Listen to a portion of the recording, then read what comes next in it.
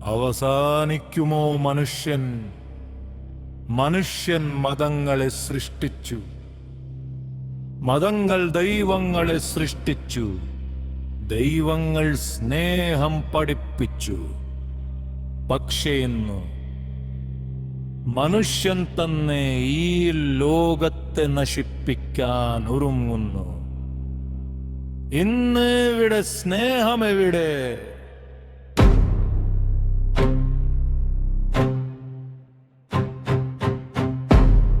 ലഹരി മുങ്ങഞ്ഞ ചുണ്ടുകളിൽ ചുംബനത്തിന്റെ മാധുര്യം പോലും മറഞ്ഞു പോകുന്നു. ബന്ധങ്ങളുടെ വില എവിടെയോ നഷ്ടപ്പെട്ടു. അമ്മയെന്നോ അച്ഛനെന്നോ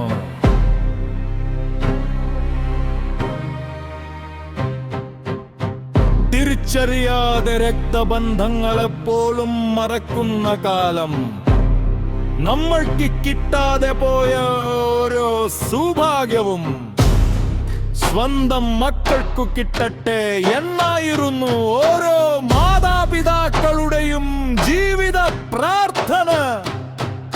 വെയിലേറ്റു നടന്നു അവർ മക്കൾ തണലിൽ നടക്കാൻ.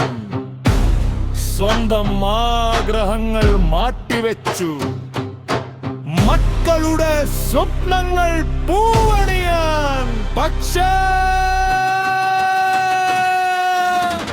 ഒടുവിൽ അതേ മക്കളുടെ ജീവിതത്തിൽ ലഹരിയുടെ നിഴൽ വീഴുമ്പോൾ ഒരു അമ്മയുടെ ഹൃദയം തകരുന്നു, ഒരു അച്ഛന്റെ പ്രതീക്ഷകൾ ചിതറുന്നു. ലഹരും അത് ഒരു വസ്തു മാത്രമല്ല, അത് മായയുടെ മയക്കമാണ്. മനുഷ്യനെ മനുഷ്യനിൽ നിന്ന് അകറ്റുന്ന ഇരുട്ടാൻ. 1000 പേര്, 1000 രൂപങ്ങൾ, പക്ഷേ നശിപ്പിക്കുന്നത് ഒരു തലമുറയുടെ ഭാവിയാണ്. ഇന്ന് ഭക്തിയും ബഹുമാനവും എതിരെയോ മറഞ്ഞു. പ്രായത്തെ ബഹുമാനിക്കാത്ത കാലം വന്നു.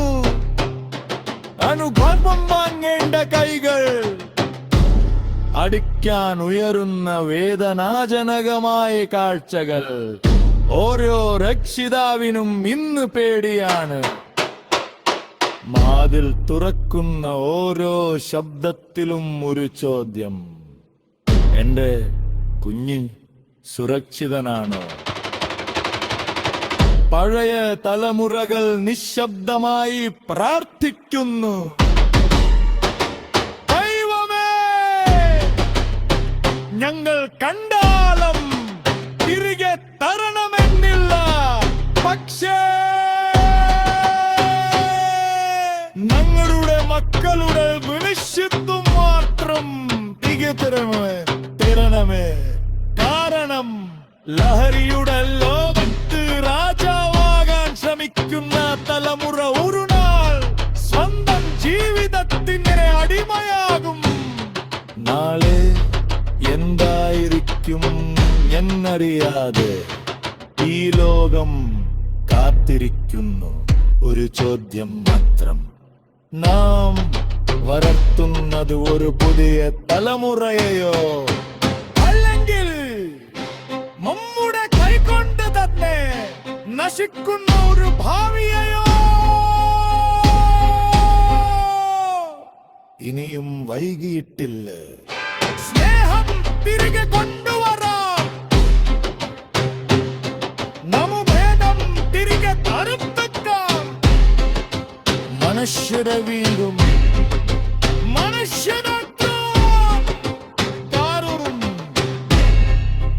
ലോകം മികൻകും മതശക്തികളെന്ന മനുഷ്യത്വം കുന്താണ്. പ്രജറ രാജേഷ് യോഗീശ്വര.